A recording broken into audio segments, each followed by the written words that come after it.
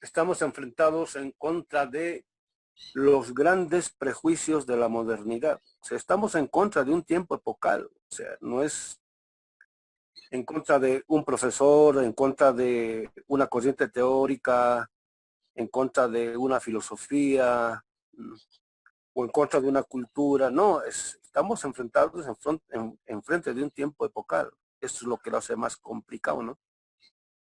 Y muy poca gente, desgraciadamente, entiende esto, ¿no? O sea, yo no estoy diciendo de que haya que estar de acuerdo con lo nuestro. Lo que estoy diciendo es que hay que tomar conciencia de lo que está pasando ahorita. Entonces, cuando hablamos de crisis civilizatoria, ¿de qué estamos hablando? O sea, ¿de qué se está hablando? ¿Qué es aquello que queremos decir con ello? Entender solamente eso ya es un problema. Imagínense hacer explícito esto en el sentido de poner en crisis las grandes certidumbres de la cultura moderna que ha impregnado prácticamente toda la humanidad. Entonces, digamos, siendo bien optimistas, ¿no? Estamos enfrente del 85% de la humanidad, por decir. 80% ya, vamos a ser más optimistas, ¿no? Y, ¿cómo se llama?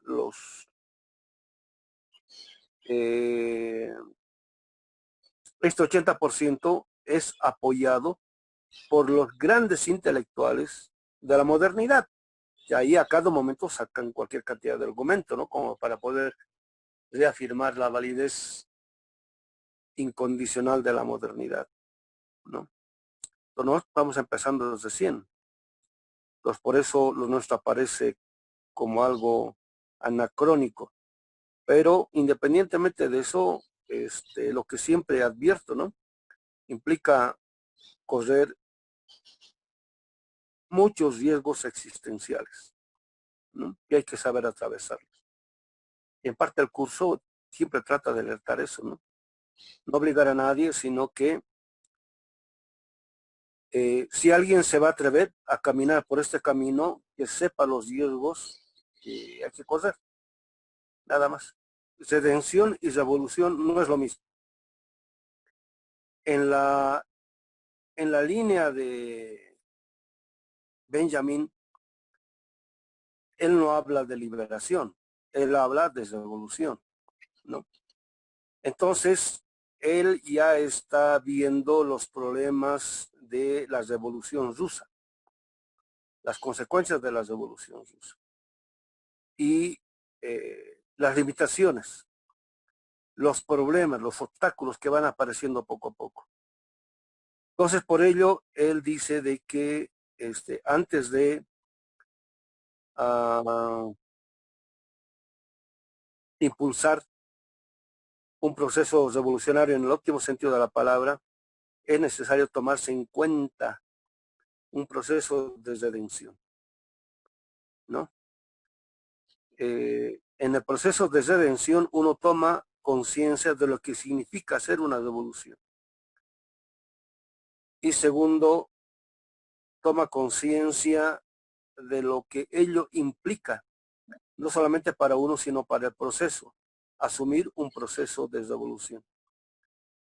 En el sentido de que no es una tarea cualquiera, sino que es una tarea tan elevada, tan comprometida, tan humana, tan sublime, que cuestiona hasta el punto de preguntarse a sí mismo de si uno está a la altura de un proceso de esa naturaleza. Pongo el ejemplo de Bolivia. En los 14 años del proceso de evolución democrática y cultural,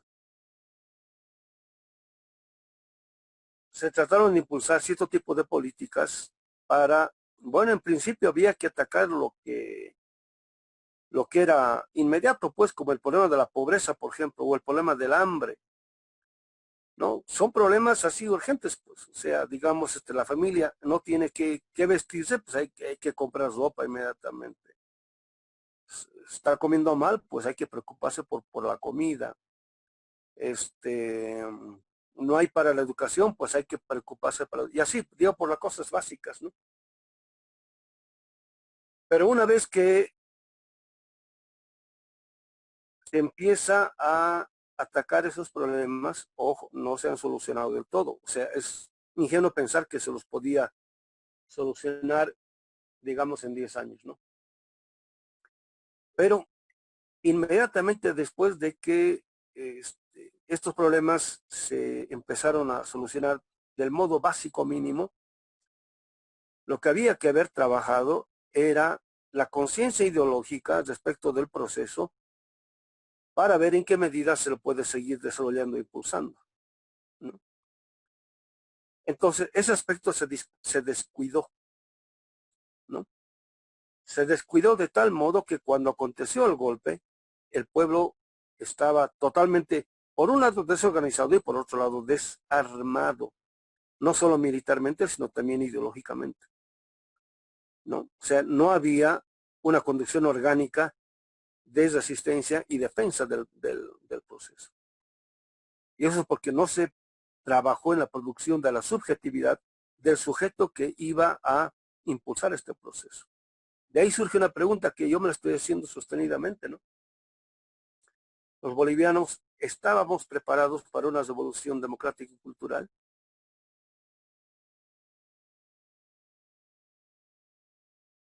¿no? Porque si hubiésemos estado preparados, no hubiese acontecido el golpe. Y entonces, como dice el dicho popular, solamente cuando se pierde algo se lo empieza a valorar. Ahora estamos viendo cómo grandes sectores, ya no del MAS, sino del pueblo en general, como una organización grande a nivel nacional que está surgiendo ahorita, los autoconvocados. Y todos dicen, no somos militantes del MAS, no, no somos. Pero en la reflexión que están haciendo ellos, se nota que el proceso los ha impactado. Se nota un cambio del lenguaje, un cambio del discurso. Se nota una percepción más allá del mero golpe, por decir.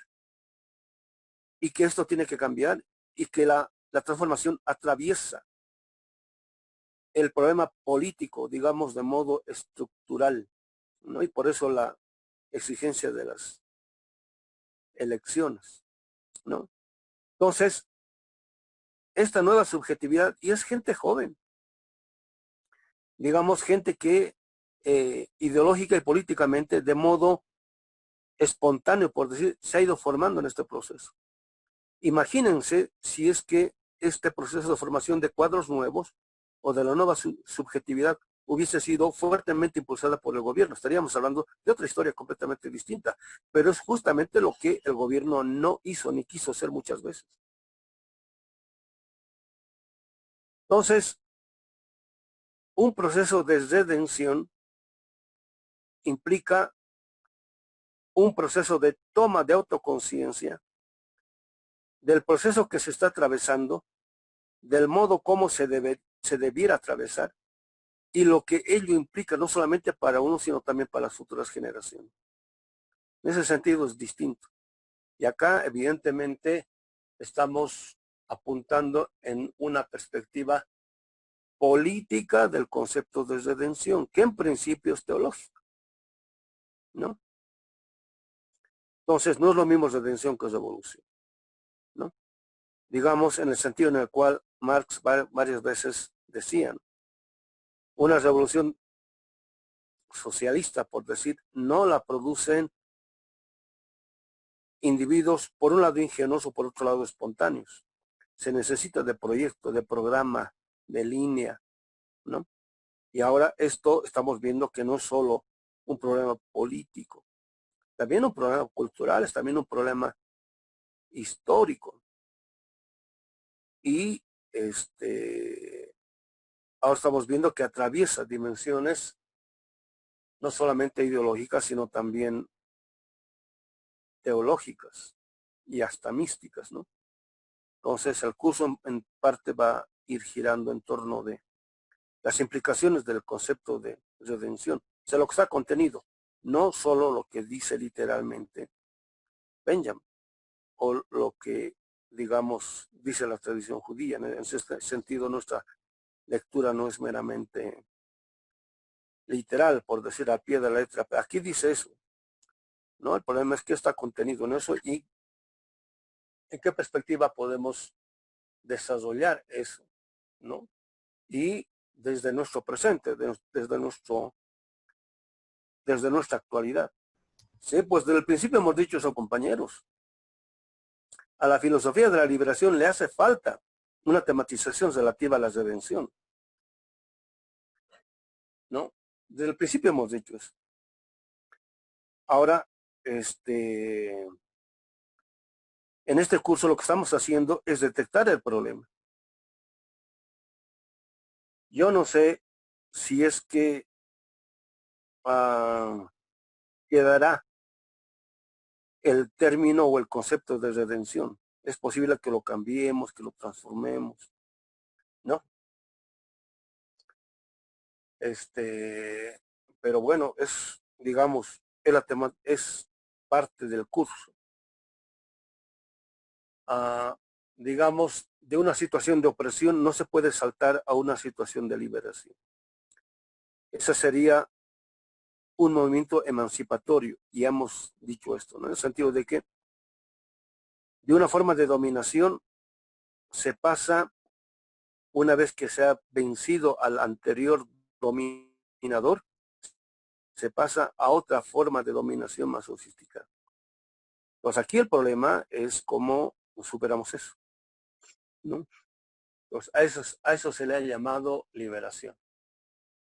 Ahora, especialmente en el proceso boliviano y venezolano, hemos visto en carne, en vivo, en directo, en real time, en pleno acontecimiento, los problemas que van apareciendo en un proceso de revolución y o de liberación, y que hay que tematizarlos explícitamente. Máxime cuando el problema ya no es pasar de una forma de economía o política a otra, como del capitalismo al socialismo, sino de una civilización a otra, ¿no? Pues ahí es donde realmente, o de una forma de vida a otra, de una forma de existencia a otra. Ahí es donde aparecen muchísimos más problemas, y es lo que estamos tratando de encarar, ¿no? Entonces, la sesión anterior habíamos quedado en la tesis 4. La primera oración de del párrafo decía que la lucha de clases que un historiador formado en Marx tendrá siempre a la vista es una lucha por las cosas ásperas y materiales, sin las cuales no existirían las más refinadas y espirituales. Habíamos abundado algo al respecto. He estado releyendo la tesis y creo que se le puede sacar más miga al respecto. Los que tienen el libro por la editorial Taurus, ahora estoy en la página 309, en la primera línea. Estoy continuando. Dice Benjamin, a pesar de ello, estas últimas, que serían las cosas más refinadas y espirituales, están presentes en la lucha de clases de una manera muy distinta a cómo nos representaríamos el botín que le corresponde al vencedor. O sea, toda lucha de clases o todo tipo de lucha que en última instancia está cuestionando una forma de dominio es en principio una lucha por la condición que hace posible las cosas más refinadas y espirituales, ¿no? Que son las materiales y que en principio son toscas, ásperas, como la materia bruta, ¿no? O la raw material de la cual habla la economía, la materia bruta, la que no ha sido procesada. Entonces, en el capitalismo o en la modernidad, especialmente en la época neoliberal, las grandes burguesías han seguido y espirituales, ¿no? Y en apariencia nuestros pueblos no, digamos los dominados. Entonces, aquí dice Benjamin, a pesar de ello, estas últimas están presentes en la lucha de clases de una manera muy distinta. Siempre están presentes, pero no están presentes del modo como está presente las cosas refinadas y espirituales de las clases dominantes, ¿no? Entonces el problema es saber ubicar eso, saber detectar eso. Voy a poner un ejemplo sencillo. Tal vez no venga bien al caso, pero solamente quiero ilustrar. Esta mañana acabo de ver un video del director de la Organización Mundial de la Salud, denunciando de que estamos viviendo no solamente una situación de pandemia por el COVID, sino una situación de pandemia por la desinformación contra la cual hay que luchar. Los decía, de pronto están apareciendo en medios de comunicación como el Internet, el YouTube, Facebook, etcétera, etcétera. Gente que dice de que se puede curar el COVID con aceite de serpiente o crema de serpiente y ese tipo de cosas que son falsas porque no han sido comprobadas por la ciencia, etcétera, etcétera, ¿no? Entonces, todos ustedes saben, especialmente en primer mundo, que las formas de combatir esta pandemia atraviesan institucionalmente por la afirmación explícita de el tipo de medicina, o en este caso de cura médica, que ha producido la ciencia moderna, o sea, la modernidad, ¿no? Ahora está bien, que nosotros decimos siempre, ¿no? Toda forma de vida no solamente produce su forma de producción del alimento, sino también producen sus enfermedades. Y para poder subsistir tiene que producir su sistema de la salud. No, la modernidad no solamente es una economía, sino también es una forma de producción del alimento, en este caso de las enfermedades, y también tiene que producir la cura a sus propias, a las propias enfermedades que produce esta forma de vida. El problema es cuando se afirma al tipo de sanidad o de salud que ha producido la modernidad como la única viable, como la única buena, como la única verdadera, como la única humana, como la única saludable, etcétera. Y a todos los conocimientos nuestros, a las medicinas nuestras, se las condena inmediatamente. Y ya sabemos, poco a poco va apareciendo mucha información de que especialmente en los pueblos de tercer mundo, mucha gente se está curando con medicina alternativa. Si ustedes quieren, tradicional o ancestral. Pero aparece la Organización Mundial de la Salud y empieza a alertar, ¿no? So, cuidado con todo este tipo de medicamentos que la gente dice y que supuestamente, bueno, el modo como lo dice, ¿no? El presidente de la Organización Mundial de la Salud, todos aquellos que hablan de medicina alternativa, que porque no son médicos o porque no son científicos, a priori es o mera superchería, o si no, mera palabrería, o digamos como en sentido trivial se diría pura paja, ¿no? Pues, sin embargo, mucha gente está curando, ¿no? Estaban comentando el caso de una medicina alternativa que lo ha desarrollado un médico, pero no con ciencia médica, sino digamos de modo recurriendo a conocimientos ni siquiera tan ancestrales, sino hasta de lógica común, todo del MMS, y que mucha gente se ha estado curando con terapias del MMS. Y lo primero, ¿no es cierto? Aparecen aquí en Bolivia, por ejemplo, los ministerios de salud condenando esa práctica o ese tipo de medicamento. No, que porque no han sido probados por los colegios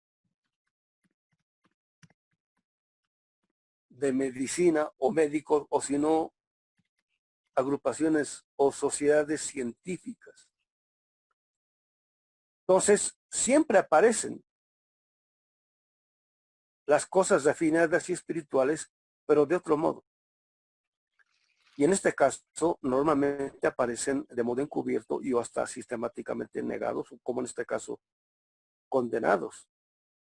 Sigue diciendo Benjamin, están vivas en esta lucha como confianza, humor, astucia y de nuevo. Esto no tiene efectos retroactivamente en la lejanía de los tiempos. Es como cuando mucha gente, ¿no? Aquí en el Alto especialmente, que es una zona suburbana muy, muy andina, no se llama así, pero muy, muy, muy andina. Uno está ahí y inmediatamente siente el mundo andino, ¿no? Entonces, la gente que inclusive nunca ha ido ni siquiera a la prepa o a la secundaria, era verdadero. Así como funcionaba, ahora también funciona. Y si lo potenciamos, puede funcionar de mejor modo. Se puede desarrollar eso, ¿no? A condición de que creamos en ello. A mí me llamaba la atención cómo hacer un medio de comunicación tan nuestro, tan comprometido con nuestros procesos como Telesur, que le dé voz a este tipo de afirmaciones como las de el director de la Organización Mundial de la Salud. Y a lo nuestro no. Y a lo nuestro no. Ahora, es cierto que de acuerdo al procedimiento metodológico de la ciencia moderna no han sido desarrollados. Eso es cierto, pero el hecho de que no hayan atravesado ese tipo de procesos no quiere decir que sean en sí mismos malos, ¿no? Ahora, también es cierto de que hay gente que no sabe hacer uso de eso y hace un uso erróneo. Eso también es cierto, pero a priori no están o no debieran ser condenados. Entonces, ahora ustedes saben, hay la lucha está por quién va a tener la vacuna. Y va a tener un costo, pues, pero no solamente es el problema de la vacuna, es el problema de la detección del virus y todo eso es un costo. Y todo eso implica ciencia y tecnología, o sea, economía y producción moderna, por decir. Lo cual van a seguir desarrollando. Mientras tanto, nosotros, ¿qué hacemos? Y hay cualquier cantidad de evidencia de que la medicina moderna no necesariamente cura, alivia muchos problemas, pero así de lo que se llama curar. Y hay cualquier cantidad de conocimiento implícito, contenido en los pueblos de tercer mundo y que ni los propios gobiernos toman en cuenta, ¿no? Continúo. Acaban por poner en cuestión toda nueva victoria que logren los que dominan. Los que no han visto la reunión que hubo en Manhattan en octubre del 2019, organizado por Bill Gates para producir o para hacer un escenario probable o virtual respecto de un fenómeno pandémico como el que estamos padeciendo hoy, véanlo, véanlo. Entonces, supuestamente hicieron un ejercicio de, en caso de que hubiera una pandemia, ¿qué podrían hacer las grandes instituciones? Ya estaba bien diseñado todo eso. Lo paradójico es que prácticamente todo el mundo ha seguido ese tipo de directrices o de líneas de enfrentamiento de la pandemia.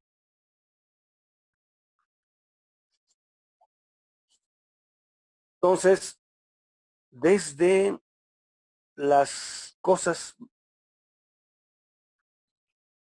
más refinadas y espirituales de las clases dominadas, podemos poner en cuestión toda nueva victoria que logren los que dominan, ¿no? A condición de que no solamente conozcamos estas cosas refinadas y espirituales, sino también a condición de que creamos en ellas, ¿no? Porque podemos conocer y no creerlos. Es más, nos pueden mostrar la evidencia de que, digamos, mucha gente se ha curado con esa medicina y no creer.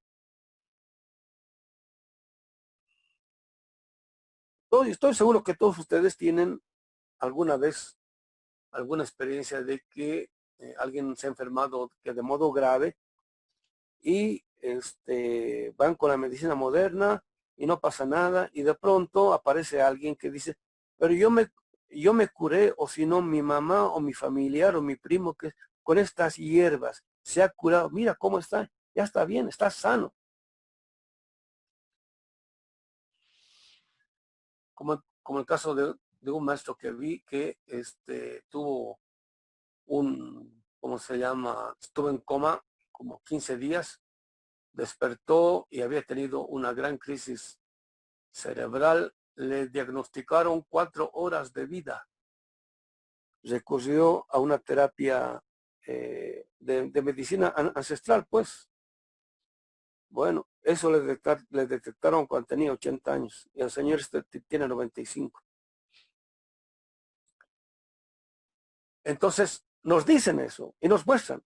Dice, qué bien, y nos explican y entendemos. Sí, pues es lógico, pero ¿lo hacemos? No, no lo hacemos, porque no creemos. Por eso,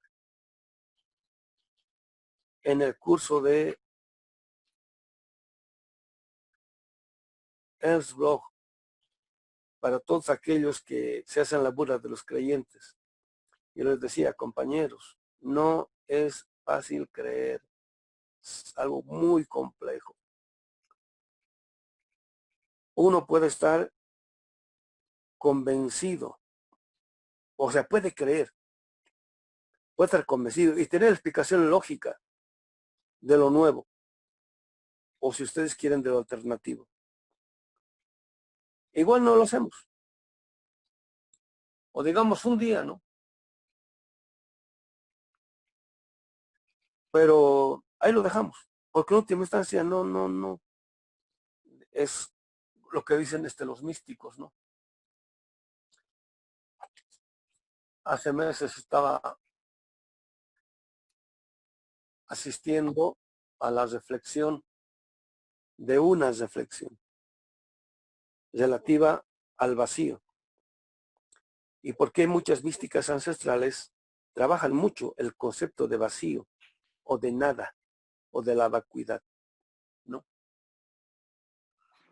Entonces, es una explicación que me llamó poderosamente la atención. Entonces, yo se los platico en mis palabras. Evidentemente siempre le hago la traducción, ¿no? Entonces aquí el problema era cómo curar con la mente o cómo se puede curar con la mente, ¿no? Entonces, un órgano, por decir el hígado o el páncreas, está enfermo. Entonces, dice, con la mente se puede curar, así, pero ¿cómo? Hay que enviarle desde el cerebro información al, ¿cómo se llama? Al órgano enfermo, en este caso al hígado o al páncreas, ¿no?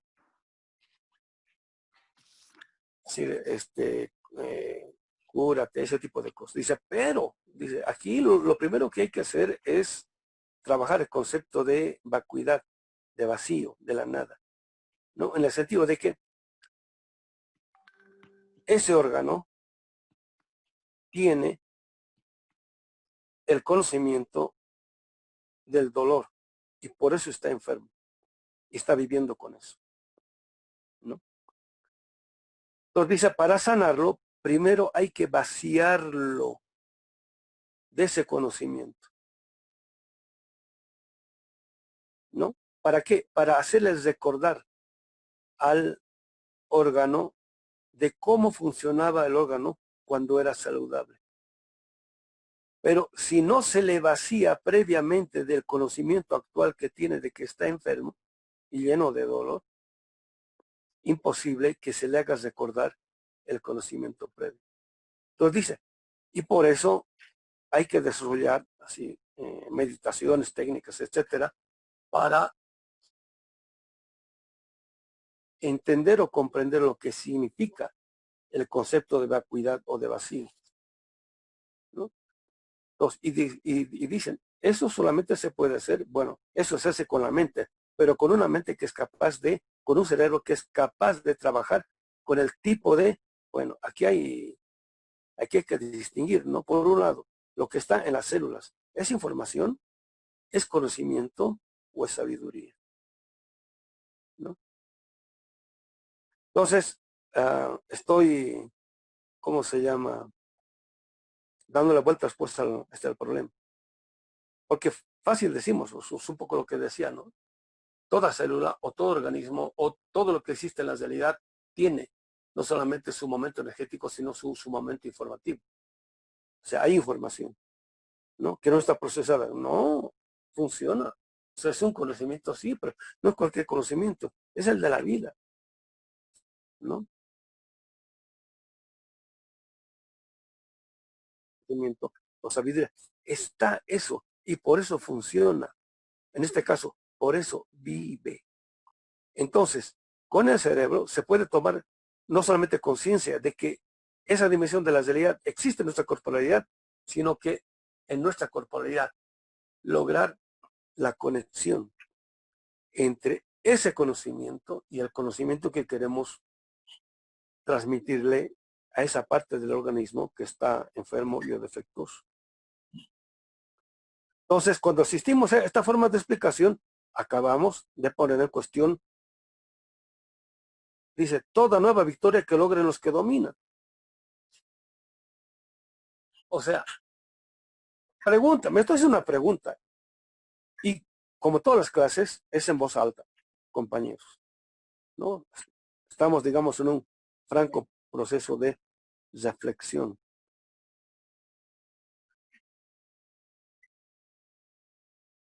Eh, cuando somos capaces de cuestionar la victoria que logran los que dominan con su tipo de conocimiento, ¿somos conscientes de que estamos haciendo eso? ¿O es, como dicen, creo que los argentinos, o es un chiripazo?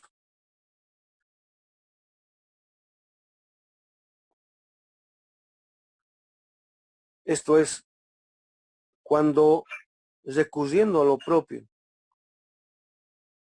ah, logramos cierto tipo de certidumbres con los cuales a la modernidad le hacemos entrar en crisis de sus certidumbres. ¿Somos conscientes de eso, compañeros?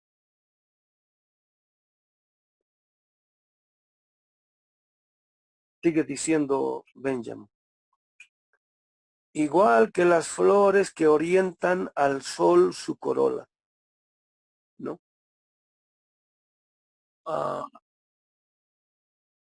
ustedes saben, las flores giran su posición desde que sale el sol, ¿no? Digamos, orientan sus pétalos en dirección al sol y en la medida en que gira el sol también giran las plantas. Y no solamente diariamente, ¿no? Sino también estacionalmente. Porque ustedes saben, el sol nunca sale por el mismo lado, siempre gira, pendulea, por decir. Al igual que las flores que orientan al sol su corola, así se empeña lo que ha sido, en este caso,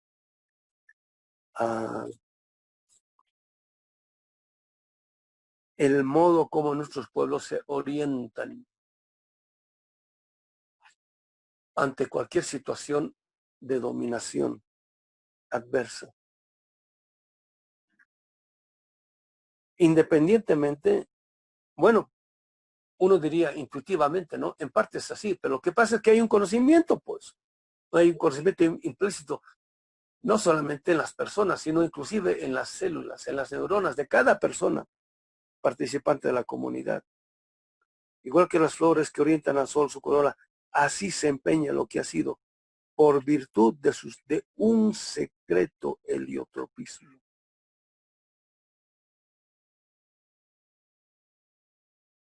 Tal vez la palabra heliotropismo podríamos reemplazarla por virtud de un secreto, de una sabiduría secreta orientada hacia, hacia lo que es sabio. Lo que es sabio es lo que tiende a la reproducción, transformación y desarrollo de la vida, ¿no? Ustedes saben, sin sol es imposible la vida. Entonces, las flores, por problemas vitales y o de vida, de reproducción de la vida, se orientan en función de, bueno, dónde está el sol. Así se empeña lo que ha sido, así se orienta lo que ha sido, así se mueve lo que ha sido. Y lo que ha sido, bueno, ahora es en el presente, pues. Ha sido, es. ¿No? En ese sentido, no está perdido en el pasado.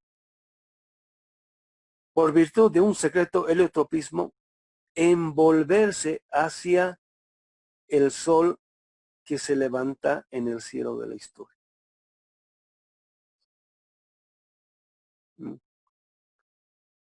En muchas culturas el sol representa a la sabiduría, al conocimiento o a la sabiduría. Pero no es en sentido moderno, en sentido del conocimiento secas, siempre de la vida, siempre de la vida. O sea, si no hay el sol o si no sale el sol,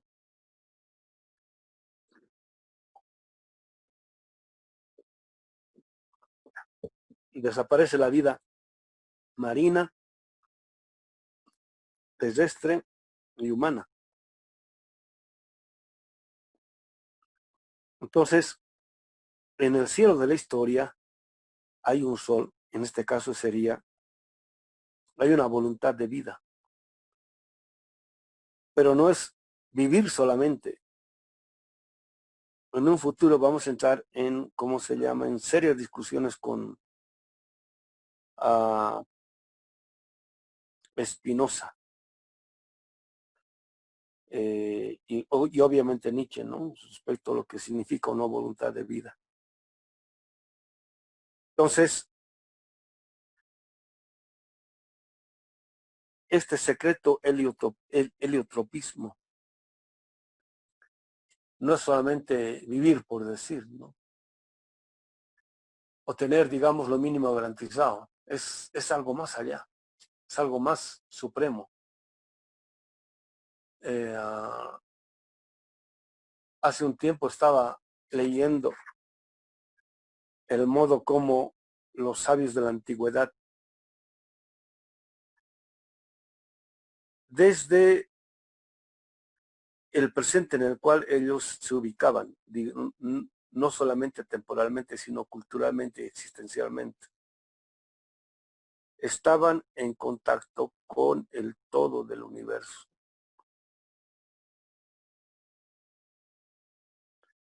O sea, en contacto con todo el universo. Es lo que está detrás de el método dialéctico a la Marx. Bueno, también un poquito a la Hegel, ¿no? Que también aparece en la primera oración de esta tesis. Como desde lo más rústico, desde lo más áspero, desde lo más, desde la materialidad más material, nos elevamos no solamente a lo más refinado y espiritual, sino a lo más sublime. ¿Sí? ¿Cómo nos elevamos? ¿Cómo elevamos toda la creación? ¿Cómo elevamos toda nuestra existencia? ¿No? Y aquí el sol aparece como una metáfora de eso, pero digamos en los grandes, grandes sabios místicos, es el universo todo.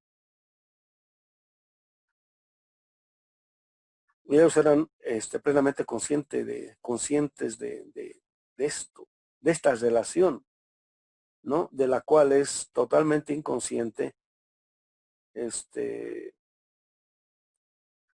la ciencia moderna. Está viendo un pequeño reportaje del tipo de mapa del universo que están dibujando o han dibujado ya con un último satélite, creo que lanzaron en el 2017 o el 2015, algo así, los europeos, ¿no? A la cabeza de los alemanes para hacer un mapa del universo, ¿no? Yo no sé si es que quienes están a cargo de este proyecto hayan cuidado la edición de el pequeño reportaje, pero lo que decían en el reportaje era una caricatura de lo que es el universo, como si tuviese poco nada que ver con la vida actual. O sea, no estoy diciendo de que haya o no vida en el planeta, sino de la forma de vida en concreto que ahora estamos viviendo y padeciendo. O sea, hay una relación. Entonces, en el sentido de que no solamente está en movimiento el universo, sino de que todos los días, bueno, vamos a suponer que físicamente sale por el mismo lugar el sol, pero el sol mismo está en movimiento. Tal es así de que, aunque en apariencia salga exactamente por el mismo lugar, en el contexto no solamente del sistema solar, sino de nuestra galaxia Vía Láctea, no estamos en el mismo lugar. Y por eso no estamos sometidos al mismo campo energético y o místico o espiritual. Y de ello hay que ser consciente. Termina la tesis. El materialista histórico tiene que saber de esta modificación, la más imperceptible de todas. Pregunta, ¿supieron de eso? Lo más probable es que no. Ahora, vuelvo a la primera tesis, ¿no? No está bien claro lo que Benjamin entendía o no por materialismo histórico. Pero ya sabemos que no es el materialismo histórico de la segunda mitad del siglo XX, ¿no? Y en todo caso, por el tipo de reflexión que desarrolla Benjamin, podemos decir enfáticamente que no es el materialismo histórico cientificista o neopositivista, mucho menos a la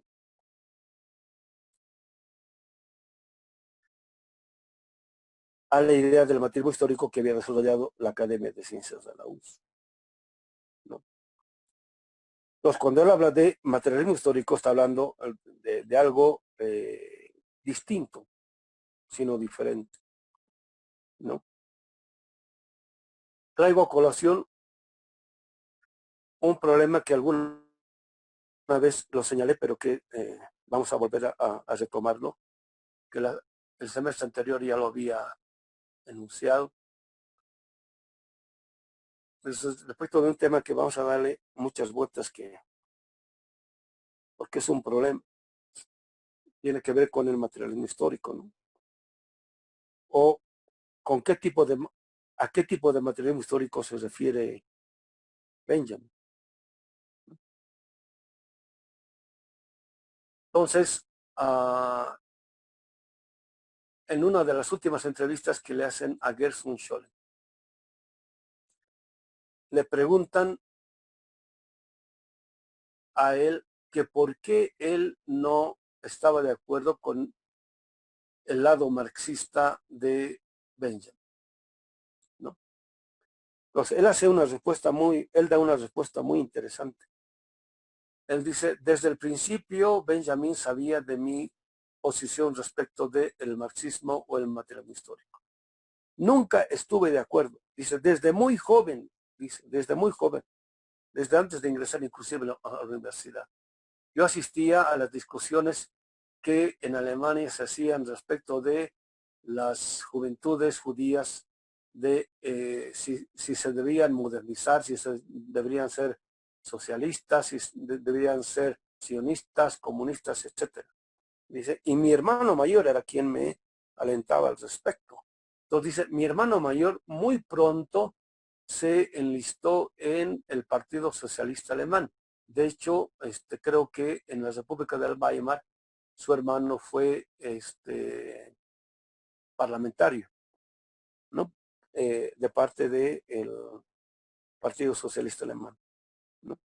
Entonces dije, yo con todas mis discusiones que tenía con mi hermano, yo siempre lo tenía claro, de que el marxismo no era una vía, ¿no? De que en este caso no servía. Entonces dice, yo siempre dejé a Benjamin esto muy claro, ¿no? Mi antipatía, digamos, respecto del marxismo o el materialismo histórico. Sin embargo, dice Scholem, Benjamin siempre creía en que podía haber algo así como una fusión, una relación muy estrecha entre el materialismo histórico y el mesianismo, ¿no? O si ustedes quieren, la mística judía. Entonces, él dice, yo siempre tuve mis reservas al respecto, porque me parecía que ahí había un fuego extraño. Y cuando en la cita, está en la editorial Trota, está, que no recuerdo exactamente el libro, el título del libro. Entonces, cuando transcriben el texto y dicen, bueno, ahí me parecía que había fuego extraño, la palabra fuego extraño está en cursivas, ¿no? Entonces, ¿quién conoce la Biblia o la Torah? Puede entender la complejidad que hay detrás de esta afirmación de Gershom Scholem. En la Biblia, creo que es en el libro de Levítico, o si no, Números, que en hebreo es Bamidbar, Levítico es Vayikra. Creo que está en Vayikra. No. Hay una escena en la cual están inaugurando el tabernáculo o el templo portátil, ¿no? Entonces, bueno, ya el Eterno ha dado las direcciones, las medidas, los materiales con los cuales tengan que hacer el templo portátil y, bueno, lo construyeron, etcétera, etcétera. Y este es el momento de la inauguración, ¿no? Entonces, en el momento de la inauguración, bueno, quien va a dirigir, digamos, toda la ceremonia es Moshe, pero quienes van a oficiar son su hermano Aarón y sus hijos. Tiene 2 hijos, ¿no? Entonces empieza la ceremonia y para ver si es que la ofrenda que están elevando ha sido o no agradable a Dios o al Eterno. Lo que tienen que hacer los hijos de Aarón es encender un fuego que le dicen desde abajo, ¿no? Es un fueguito, no es un gran fuego.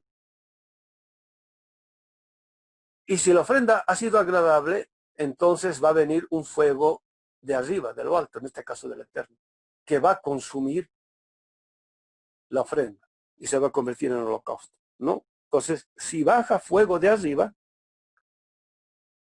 quiere decir que todo lo que se ha hecho es agradable al Eterno, ¿no? Y de pronto, bueno, los hijos de Aarón o de Aarón encienden el fueguito y están esperando, están en cánticos ahí todos, y de pronto baja un cielo, baja del cielo una lengua de fuego, ¡bum!, que lo consume la ofrenda. Todo el mundo queda así impresionado, impresionado, a la expectativa que va a pasar, qué va a pasar, todo eso. Entonces dice la Biblia que en ese momento se entusiasmaron tanto los hijos de Aarón, ¿no?, que agarraron sus propios braseros y con ello le echaron más fueguito, digamos, como para que la cosa sea más espectacular, por decir. Y de pronto baja un fuego de arriba y se los consume a los dos hijos de Aarón, ¿no? Y entonces, bueno, ¿qué ha pasado? ¿No? Entonces dice, el fuego que viene de arriba se los consumió a los dos porque los dos metieron fuego extraño o fuego ajeno. Se los consumió, ¿no? Y ahí hay toda una serie de especulaciones de por qué ha pasado eso. Las más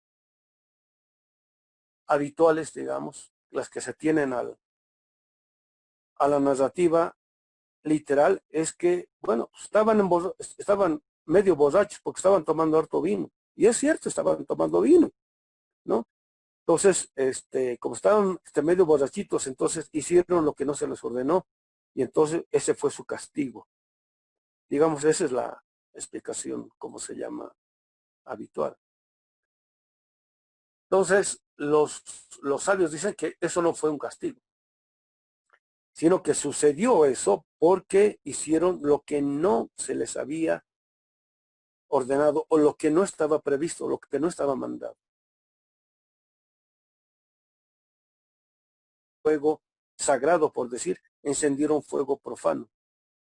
Y ese fuego es un fuego extraño. Entonces, bueno, eso es lo que está detrás de la afirmación de Gershom Scholem cuando él ve la posible relación entre el materialismo histórico y el mesianismo como fuego extraño. En el sentido de que no se puede unir, no se puede conjuntar, etcétera. Y en parte, producto de querer unir lo que no se puede unir, a Benjamín le habría pasado lo que le pasó, ¿no? Entonces, pregunta, ¿no? ¿Se puede unir? ¿Se puede relacionar el materialismo histórico? Bueno, vamos a poner en situación eso porque nosotros no estamos sumidos dentro del materialismo histórico. Marx, la obra de Marx. O sea, ya ni siquiera el marxismo, ¿no? ¿Se puede unir Marx con el pensamiento mesiánico? Es la pregunta, ¿no? Ya sabemos que no es el materialismo histórico neopositivista, o sea, ateo, secular, pues, que está en contra de todo esto, un poco, digamos, aludiendo a la preocupación del primer comentario de hoy día. Si partimos de un Marx al Althusser, es leche, o perdón, agua y aceite, ¿no? Porque digamos, querer conjuntar lo ateo con lo sagrado, ¿no? Y hay, digamos, muchos puntos en los cuales está difícil que se pongan de acuerdo. Para un creyente en el óptimo sentido de la palabra, el ateo siempre es un tipo sospechoso y al revés, ¿no? Está difícil. Por eso hay que preguntarse una y otra vez, ¿no? ¿A qué materialismo histórico se refiere Benjamin? Esto a nosotros se nos aclara en parte cuando partimos de nuestro Marx, del Marx que estamos desarrollando, especialmente a partir de Francine Kramer, donde él señala de que lo que atraviesa de modo central todo el pensamiento de Marx es su teoría del fetichismo o su crítica del capitalismo como religión. Y nosotros ahora diríamos de la modernidad como religión, ¿no? Hasta la Organización Mundial de la Salud, o sea, todo su sistema de la medicina, a todos nuestros sistemas de la medicina, digamos, o con nuestros conocimientos médicos, los trata como idolatría o como brujería, ¿no? Entonces, cuando partimos de este otro tipo de Marx,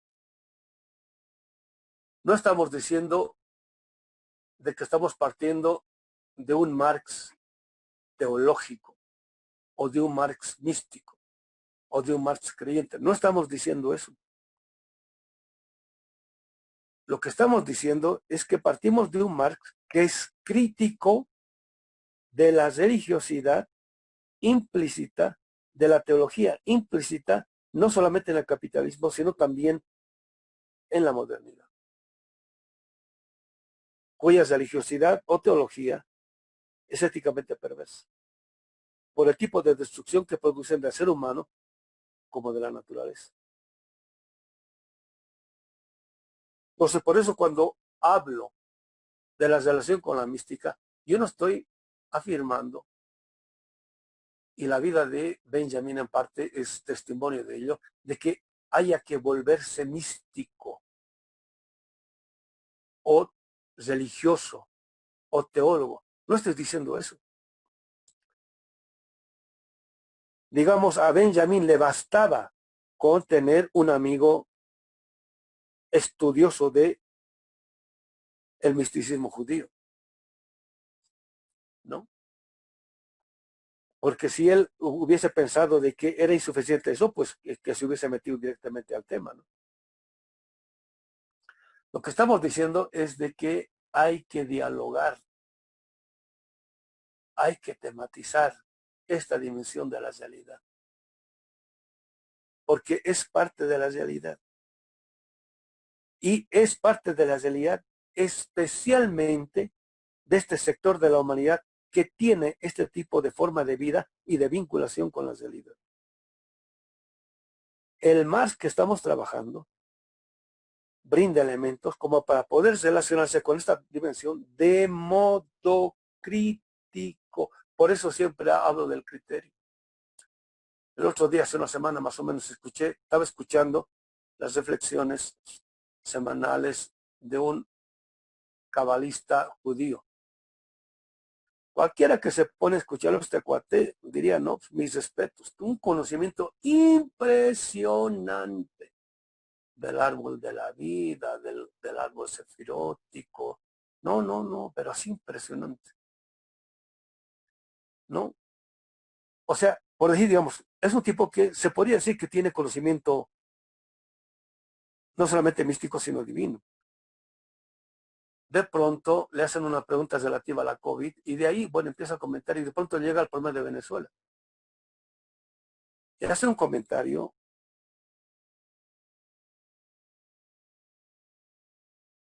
peor que de derecha.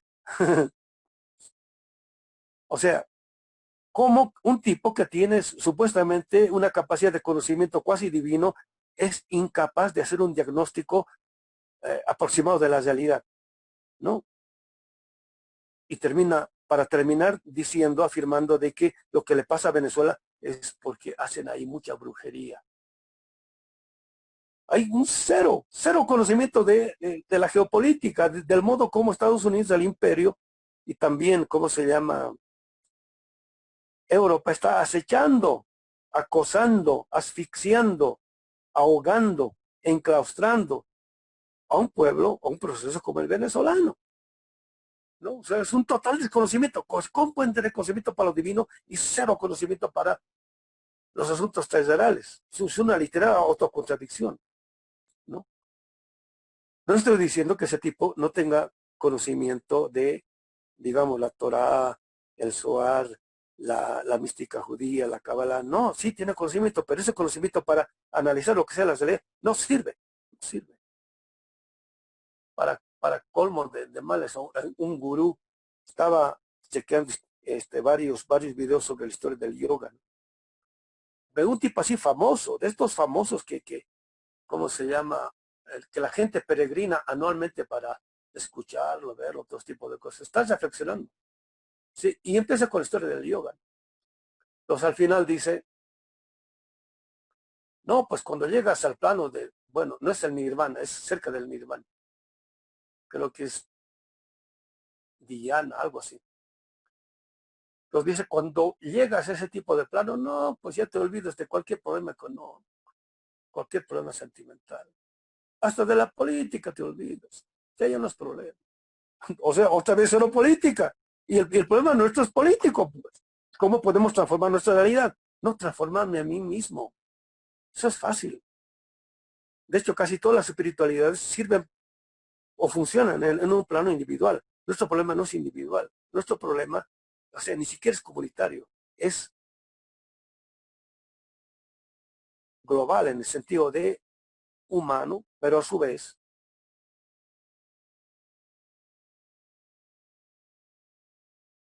de la naturaleza en cuanto madre, pero a su vez de esta antigüedad sagrada poblada por todos los que han luchado porque no solamente haya vida en este planeta, sino para que sea posible la vida de los que de quienes o a quienes siempre se les ha negado la vida. Entonces, hay un secreto heliotropismo en todas las formas de ser de nuestros pueblos que se orientan en este tipo de perspectiva y tan imperceptibles que no los vemos. O teniendo ojos, pues, tenemos ojos modernos. Este tipo de realidades no las vemos, ¿no?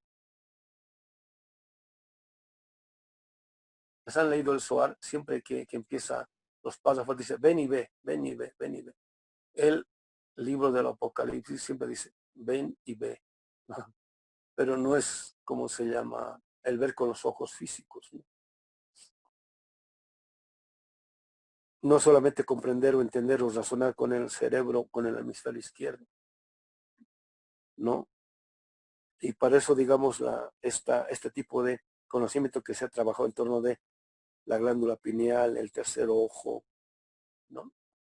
Y así sucesivamente. El materialista histórico tiene que saber de esta modificación, la más imperceptible de todas. ¿Cómo nos orientamos? En respecto de el sol que se levanta en el cielo de la historia de los pueblos que luchan en contra de toda forma de dominio, ¿no? Entonces, nuestros pueblos funcionan más o menos o tienen una fuerte constitución mística. Entonces, nosotros para poder vincularnos con ellos necesitamos un criterio. Entonces, en ese sentido entiendo la insistencia de Benjamin de querer, bueno, dice, Marx sabía de estas cosas, ¿no? Muchas veces que un historiador formado en Marx, ¿no? Marx sabía de estas cosas. La obra de Marx sirve para esto. Voy a meter para el siguiente semestre el programa o el proyecto para dar seminario del capital en la Facultad de Filosofía, a ver si chicle y pega, como dicen en México. Y entonces otra vez me pregunto, ¿no? Pues tantos seminarios que da, bueno, ahora, ¿cuál es el sentido, pues? ¿Cuál es el sentido? Otra vez, desarrollar lo más que se pueda, del modo más explícito que se pueda, el criterio con el cual uno se puede relacionar con el todo de la realidad del modo más crítico posible en el óptimo sentido de la palabra. Y ya no tiene que ver nada con Nietzsche ni el postmodernismo francés, etcétera. Tiene que ver con el concepto que de crítica está implícita en la obra de Marx, que tiene que ver con su teoría del fetichismo, por un lado, y por otro lado tiene que ver con el tipo de crítica que a la religiosidad implícita le hace, a la religiosidad implícita en el capitalismo, a la modernidad, le hace Marx. Por eso aparecen como si no fuesen, pues son más papistas que el Papa. Bueno, voy a pasar a la tesis quinta. La verdadera imagen del pasado se escabulle con presteza. O sea, no solamente hay imagen o imágenes del pasado, ¿no? Digamos, básicamente la imagen que proyecta el dominador y la imagen que quieren o impulsan o proyectan los pueblos dominados, ¿no? Ahora, no todo lo que proyectan los pueblos dominados es verdadero. Ojo, compañeros, ¿no? No siempre estamos en la verdad. Por eso siempre insisto en el criterio, ¿no? Hay un concepto muy interesante al cual también alude Agamben, también Scholem. Agamben lo traduce como resto. Este servidor prefiere utilizar la palabra remanente, ¿no? Entonces, es un concepto que está ubicado o situado más en la sección de los profetas de la Tanakh judía, de la Biblia judía, la sección de los profetas, más en Isaías, pero aparece en todos. El remanente es este tipo de sector del pueblo, ¿no? Que en el caso del pueblo israelita, no han doblado rodilla, no han doblado la rodilla ante dioses ajenos, ¿no? Entonces, con esta idea, cuando hablamos del remanente, es del pueblo, el pueblo que está a favor nuestro, ¿no? Este sector del pueblo que no ha doblado sus rodillas ante los encantos del capitalismo y la modernidad, ¿no? De que, aunque sea del modo más privado, se han mantenido fieles a la tradición. Entonces, del pueblo, de entre el pueblo, ¿no? Voy a poner como ejemplo a Bolivia, ¿no? Hay un 30% que es, digamos, el voto duro de la derecha, ¿ya? ¿No? Es de derecha, pues, listo. Por el otro lado, hay un 40% que es, se podría decir, pueblo, que ha apoyado este proceso y sigue apoyando, ¿no? Y de por medio hay un 20%, ¿no? Que anda oscilando, ¿no? Entre que si es popular, que no es popular, etcétera, ¿no? Y un 10% que pues no son ni fríos, ni calientes, ni nada, ¿no? Bueno, del 40%, que se puede decir pueblo, ¿no? Hay, por decir, un 10% o menos, que cultural, histórica y políticamente nunca han doblado las rodillas ante los dioses de la modernidad, ante los fetiches del capitalismo, ante los encantos del capitalismo. No, nunca. Y en toda cultura existe ese 10%. Hasta los Estados Unidos, compañeros, hay un remanente siempre. Por eso hay, ¿cómo se llama? En todo este tipo de protesta, hasta de apoyo y defensa de Cuba y de Venezuela, cantidad de norteamericanos que están apoyan, pues nos apoyan, por decir, pero siempre es, digamos, lo mínimo, ¿no? Pero digamos, en el caso nuestro, de nuestros pueblos, siempre hay un remanente a través de los cuales podemos descubrir o proyectar una imagen verdadera del pasado. Ahora, como son siempre todas las subjetividades, especialmente las que tienen contenido político en movimiento, ello a menudo se escabulle. Entonces dice, aquí le ponen en cursiva, con presteza. Pues están en movimiento, pues compañeros, están en movimiento, ¿no? Y desde afuera muchos de nosotros no, ¿cómo se llama? No podemos distinguir. Voy a poner un ejemplo ridículo, ridículo, compañeros, pero solamente para ilustrar, ¿no? Algunos de ustedes saben de que este servidor ha sido reacio a tener celular, ¿no? Reacio, reacio. Pues yo veía cómo, por decir, digamos, en pleno proceso de revolución democrática y cultural acá en Bolivia, muchos líderes indígenas, pero así de los huesos colorados, estaban felices con su computadora y su celular, no, hombre, así el celular, puta, el celular. Yo decía, puta, estos cuates están modernizando. Entonces, siempre decimos, el problema no está en el utensilio, sino el problema está en la intencionalidad con la cual uno se apropia del utensilio, o en este caso, digamos, de la cosa o de la mercancía, ¿no? O de la herramienta, ¿no? Y de pronto, pues, empecé a enterarme de que mucha de esta gente tenía, digamos, cualquier tipo de evento que tenía que ver con otros pueblos, andaban grabando, filmando para tenerlo como memoria histórica.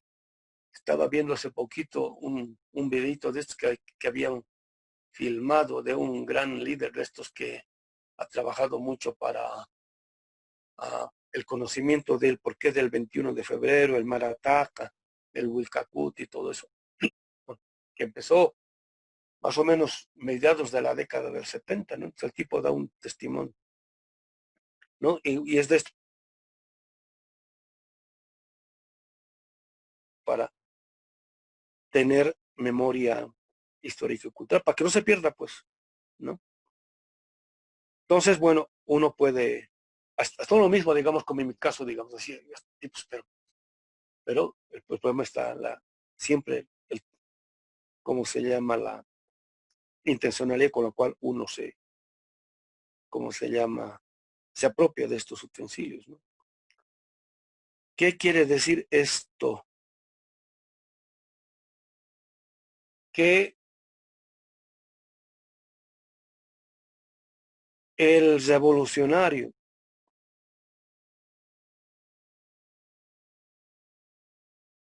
estoy queriendo decirlo en palabras de Benjamin, el revolucionario o el materialista histórico o el dominado o el pueblo formado en la tradición de Marx. Ahí está. Es lo que estoy diciendo, lo que estoy queriendo decir así. Creo que he tratado de decirlo. Digo que creo que he podido decirlo en el lenguaje de Benjamin. El luchador, el combatiente, el revolucionario formado en la tradición de Marx puede proyectar una imagen verdadera del pasado, aun cuando ella se escabulle, si es que se conecta con este remanente del pueblo que nunca ha doblado las rodillas ante los dioses o los fetiches del capitalismo y la modernidad. Pues ubicarlos a ellos es fundamental. Cuando no se tiene claro esto, se puede proyectar cualquier otro tipo de imagen.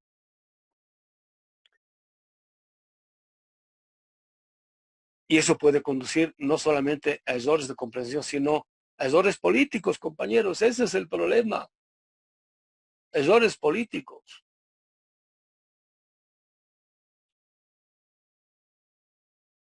Es un poco lo que alguna vez en reuniones entre el Evo y el MAS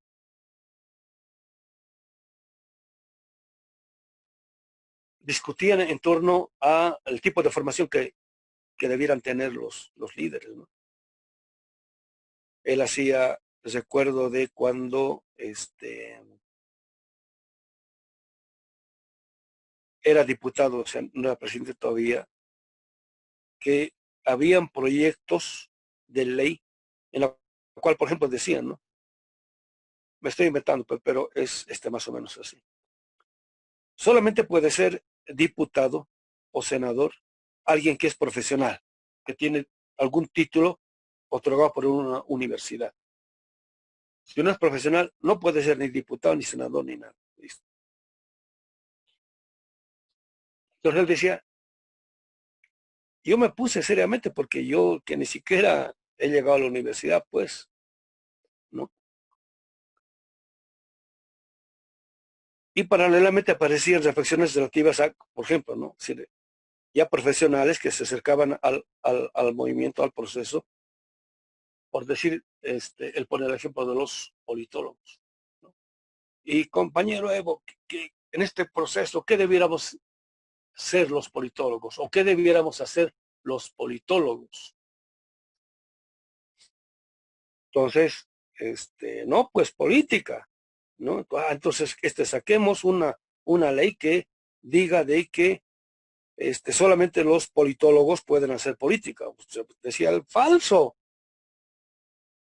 Entonces él decía, ¿acaso he ido a la universidad? ¿Acaso he estudiado ciencia política? ¿Acaso he estudiado economía? Todo eso para ser presidente. Entonces decía, no, no es necesario. Mala conclusión. Es necesario, pero no es condición sine qua non, ¿no? Independientemente de que uno haya tenido formación o no profesional, el proceso de formación de un militante en esta línea no acaba nunca, no, jamás termina. Por eso a veces a las afirmaciones de otro compañero, no voy a decir este es su nombre, mucha gente se hacía la burla en el sentido de que decía, nosotros no necesitamos leer libros, nos bastan con las arrugas de nuestros abuelos. Bueno, en parte es una metáfora, ¿no?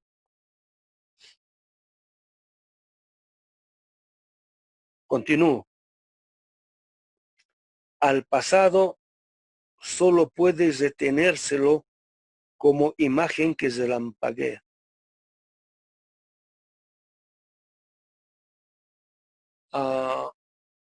Otra vez por el tipo de movimiento. O sea, el de la política es de los movimientos moleculares más, no complejos, no, o sea, no solo complejos, sino veloces. Tiene una serie de microdinamismos.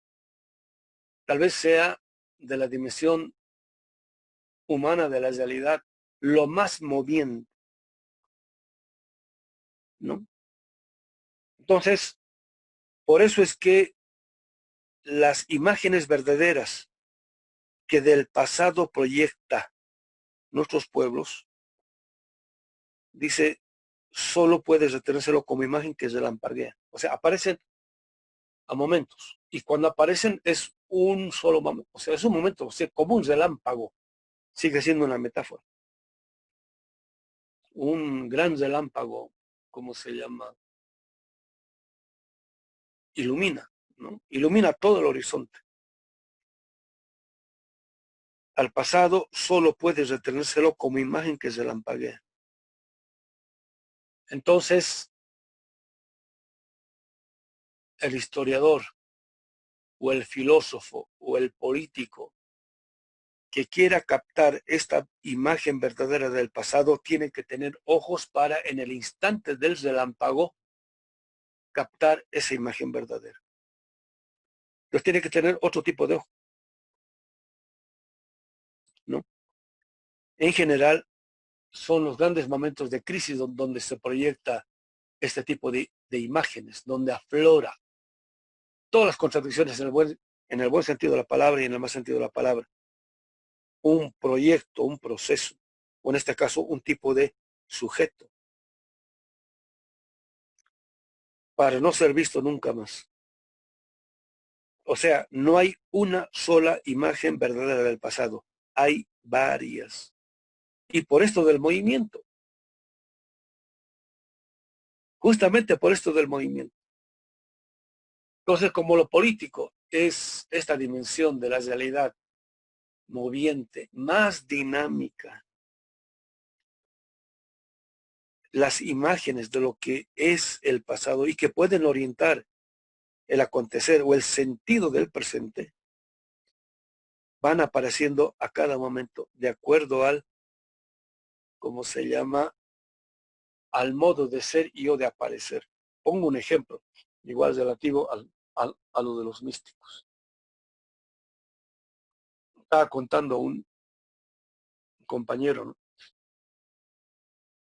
Estos que hablan con los ángeles, Metatron, Sandalfón y este tipo de cosas. Y digamos del lado nuestro, ¿no? O sea, no místicos ingenuos. Entonces, yo le hacía así que la pregunta, ¿no? ¿Por qué todos los místicos que hablan o que tienen la posibilidad de entablar contacto con estos ángeles que guardan secretos, ¿por qué no brindan información acerca de lo que está pasando ahora, ¿no? Por ejemplo, digamos, en última instancia, ¿qué tipo de intereses están jugando y cómo es que podemos vencerlos a ellos? Entonces me decía este cuate, sí, dice, yo le hice ese tipo de preguntas.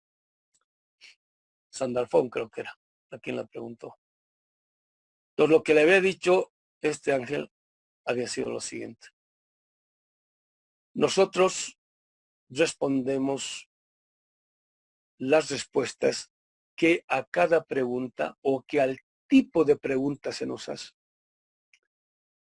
Y normalmente, digamos en un 99.99%, nunca se nos hace este tipo de preguntas. Entonces, como no se hace este tipo de preguntas, porque pondrá otro, tienen evidentemente otro tipo de respuestas. Y aquí el problema entonces, digamos, como para poder tener una imagen verdadera del presente, no solamente la capacidad de tener ojos, sino la capacidad de saberle preguntar al instante que se lampaguea aquello que queremos conocer, ¿no? Por eso preguntar, compañeros, no es cualquier tontera, ¿no? Es al instante que se lampaguea, no solamente hacer una pregunta, sino saberle hacerle la pregunta de tal modo que el instante nos proyecte con presteza la verdadera imagen. ¿Listo? Y muchas veces tiene que ver con la capacidad que uno tiene para no solamente formular la pregunta, sino mantenerse al interior de la pregunta mientras están aconteciendo los procesos. Porque somos muy dispersos, compañeros. Creemos que tenemos capacidad de concentración y no es así, compañeros, nos distraemos fácil. Cuanto más millennials son los jóvenes, ¿no? Son más procesos más propensos a distraerse, estar en una y mil cosas, ¿no? Están hablando de un tema, saltan a otro tema, saltan y así sucesivamente. ¿Qué es eso? Conozco muy poca gente, pero poquísima gente, sobran los dedos de una mano, que es capaz de mantenerse al interior de una pregunta. De tal modo de que cuando acontezca el relampagueo, están con la pregunta en la punta de la lengua. Y le preguntan, y entonces el instante puede revelar, puede mostrar, puede proyectar la imagen verdadera.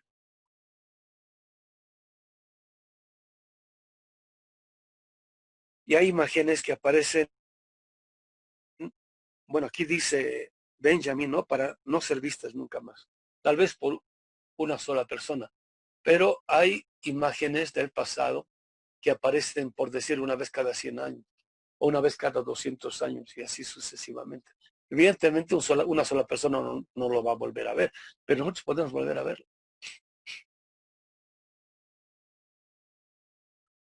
Si es que tenemos esa capacidad.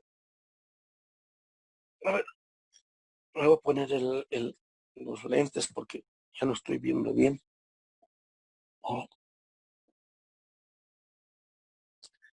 Dice, bueno, al pasado solo puedes detenérselo como imagen que se lampaguea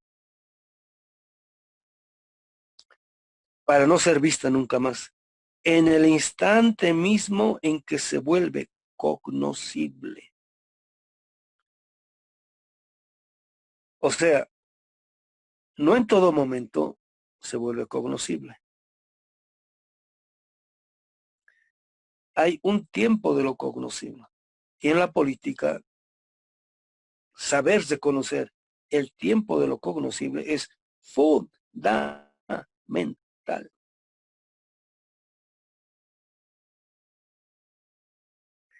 Y esto requeriría otra teoría del conocimiento. Porque la habitual teoría del conocimiento parte del presupuesto de que el objeto a ser conocido es estable. No diré necesariamente inmóvil, ¿no? Pero más o menos así. Pero acá estamos hablando de la verdadera imagen que aparece en un momento y se escabulle con presteza, ¿no? Para no ser vista nunca más. En el instante mismo en que se vuelve cognoscible.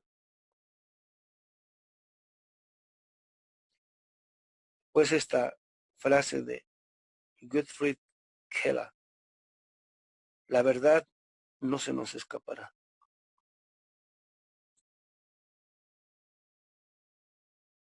Uh,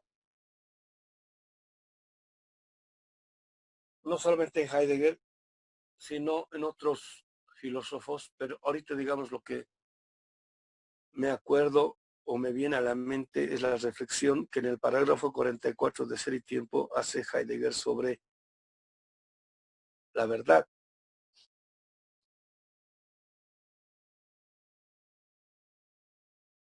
Que está bien, ¿no? Pero bueno, podemos ir más allá de ella. También el tipo de respuestas implícitas, digamos, que brinda Ernst Bloch, ¿no? Respecto de la verdad.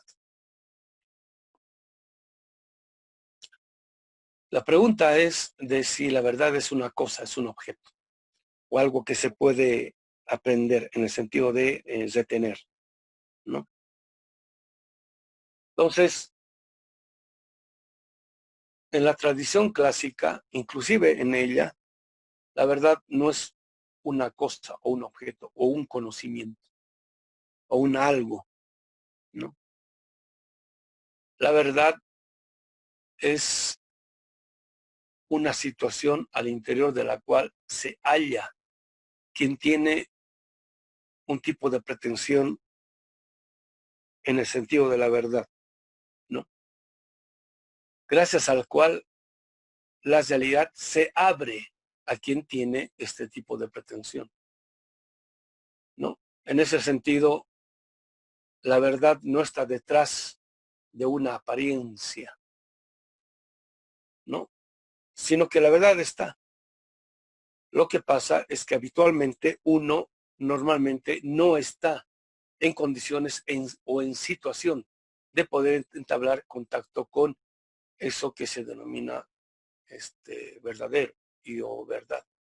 Entonces el problema, digamos, de la verdad no es tanto de si hay o no verdad en la realidad, sino de si uno ha trabajado, formado la subjetividad de tal modo de que uno esté en una situación gracias a la cual la verdad o lo verdadero se abran ante uno, ¿no?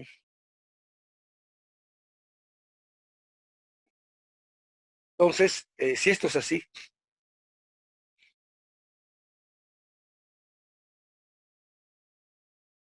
si nosotros estamos abiertos a lo que no es moderno y que explícitamente es negado por la modernidad, ¿no? Abiertos quiere decir acá, si nuestra existencia está orientada en este sentido heliotrópico, ¿no?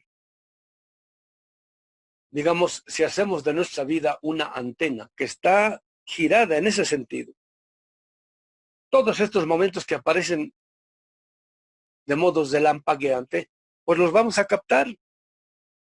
Entonces, el problema no es del relámpago, no es de la luz que proyecta o no. El problema es nuestro, si nosotros tenemos o no ese tipo de condiciones como para poder captar eso que aparece instantáneamente a cada momento.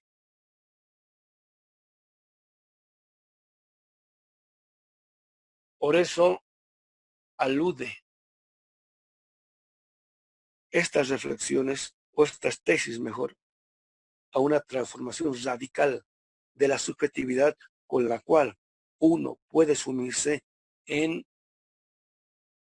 un proceso mesiánico. Sumirse en un proceso mesiánico, acá quisiera decir lo siguiente.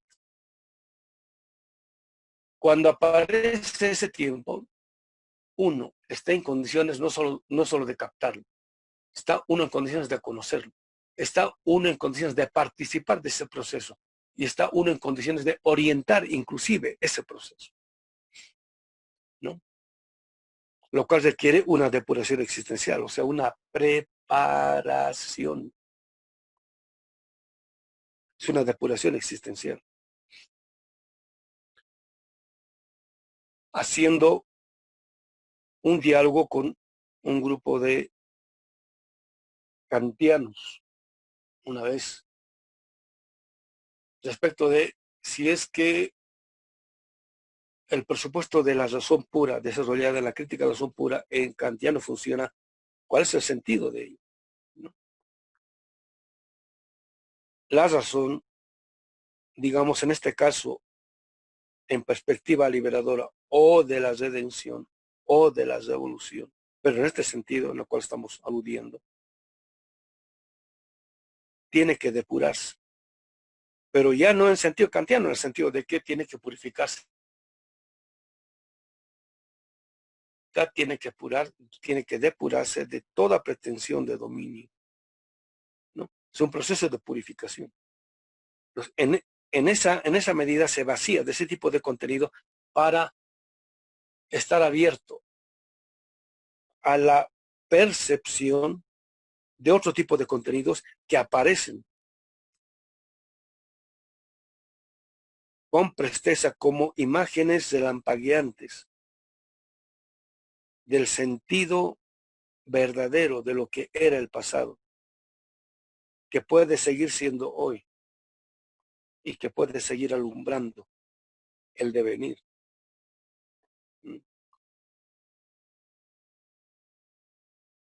Continúo. Esta frase que procede de Gottfried Keller designa el lugar preciso que el materialismo histórico atraviesa en la imagen que el historicismo se hace del pasado. Aquí es literal, explícito, ¿no? La imagen que el historicismo se hace del pasado le presta sendos beneficios al dominador.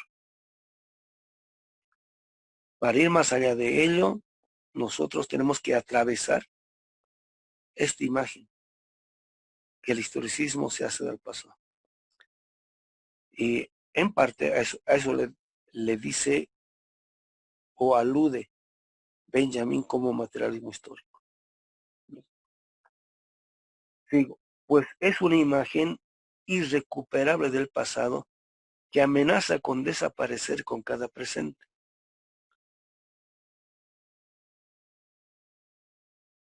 Irrecuperable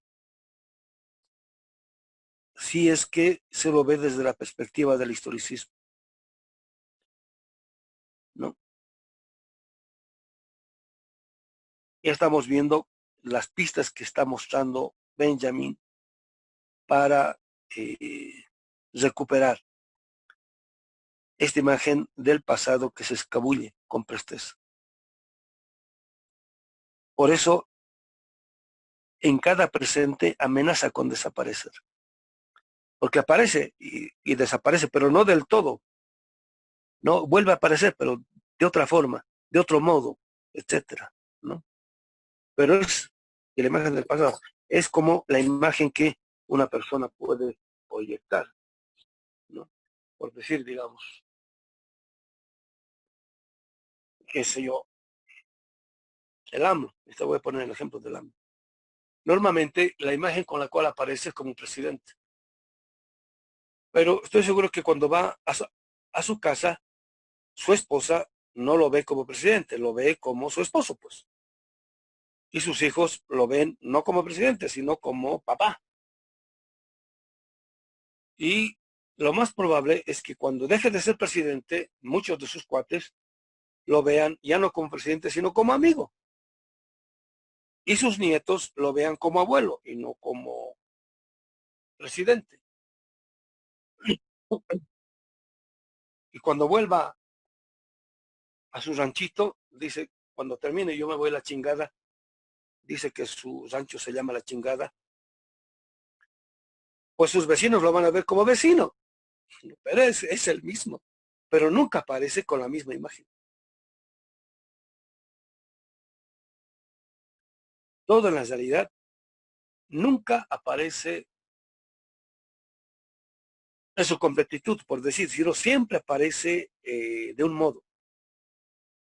Y el problema no es, digamos, desdeñar los modos por uno solo, sino que hay que saber ver la relación que hay entre esos distintos modos de aparecer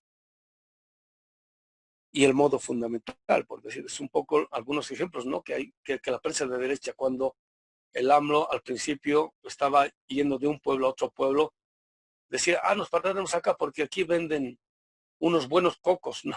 Unos buenos tacos, unas buenas quesadillas, ahí en puestitos que ¿cómo se llama? Estaban a un costado de la carretera, ¿no? Por donde él había pasado algunas veces y entonces, bueno, conocía.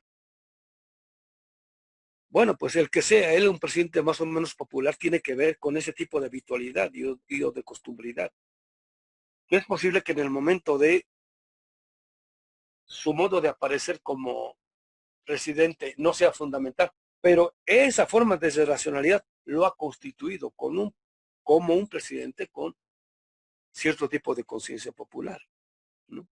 Entonces, una persona o un proceso o un sujeto nunca aparece, digamos, de modo completo. Por eso el proceso en el cual aparece de varios modos. Y todos nosotros estamos expuestos a eso y normalmente no nos damos cuenta.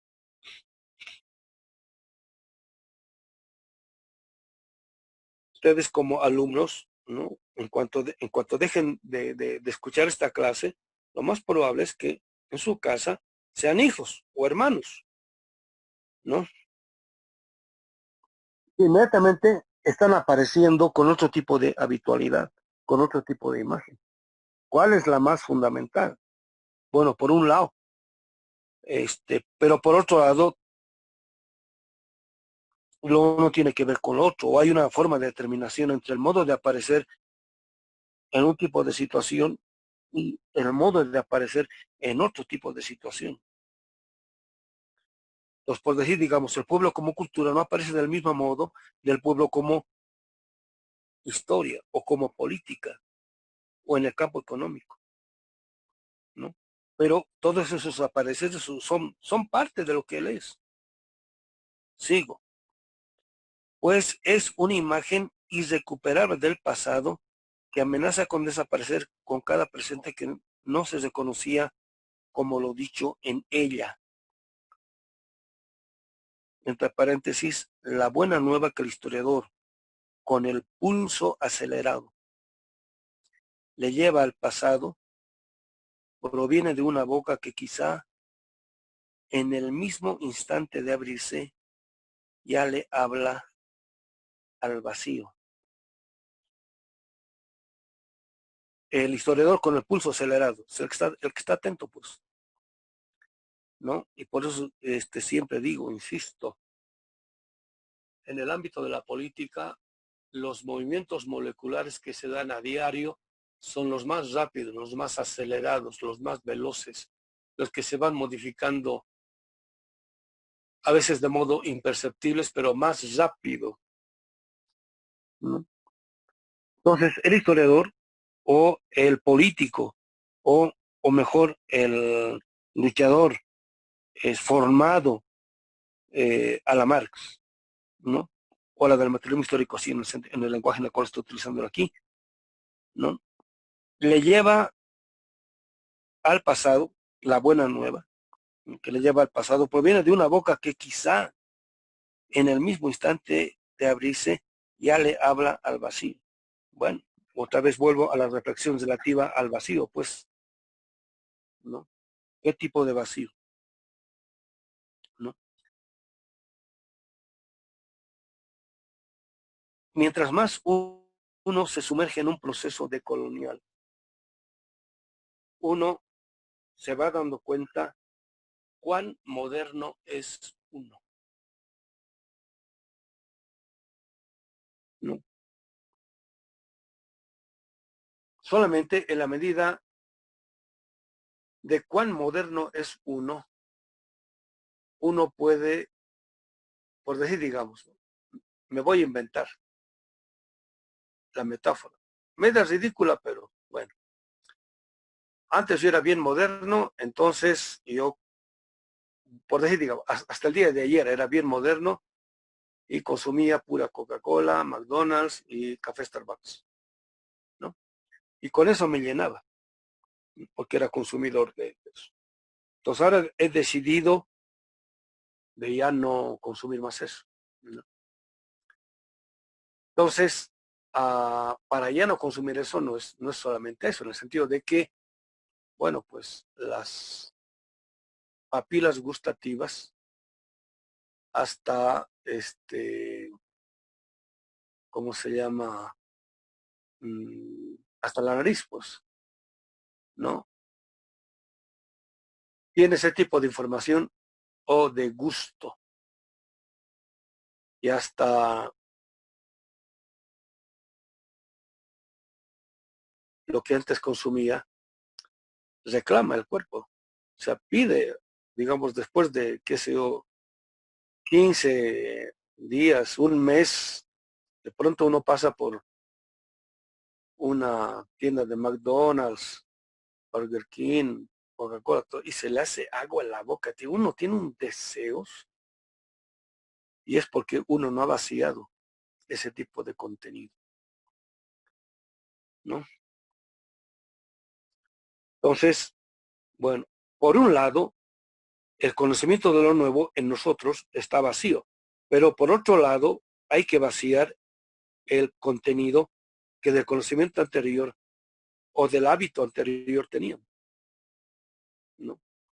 Y compañeros, no es fácil, no es sencillo vaciar de contenido antiguo.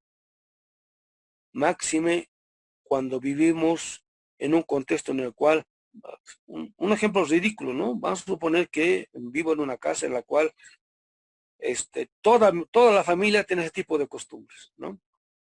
Entonces, si no es pizza Domino's, no es hamburguesa, etcétera, etcétera, todos los días, ¿no?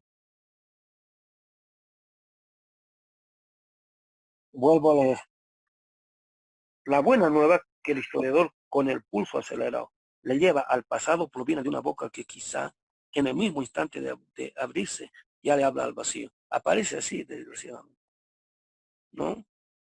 Por ejemplo, cuando hablábamos de, recuerdo hace años, ¿no? Lo que significa el marataca, el Wilcacuti, o sea, el año nuevo andino.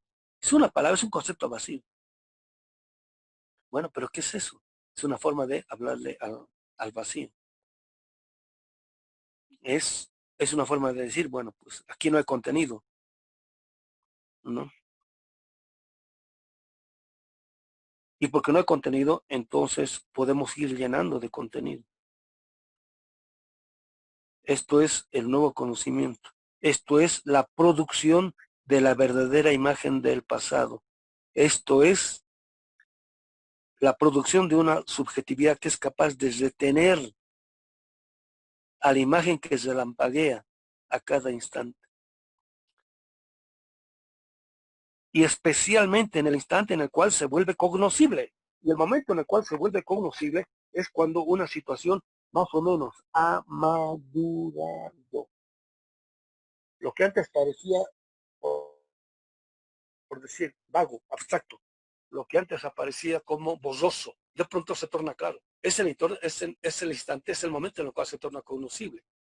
Y muchas veces, en el momento en el cual se torna cognoscible, o sea, cuando ya ha madurado una situación, no la reconocemos como tal. Y se pasa, pues. Y pasó el momento de la revolución, ¿no? Entonces, reconocer ese momento implica haber producido la subjetividad, una subjetividad atenta al reconocimiento de ese momento en el cual se es capaz de hacer ese instante que se hace conocible para uno, hacerlo conocible para todos. Y entonces, entre todos, podemos ser capaces de reconocer lo que es posible en el momento en el cual estás relampagueando la historia y hacer que acontezca en la realidad, que no sea una mera luz, que no sea una mera imagen, ¿no?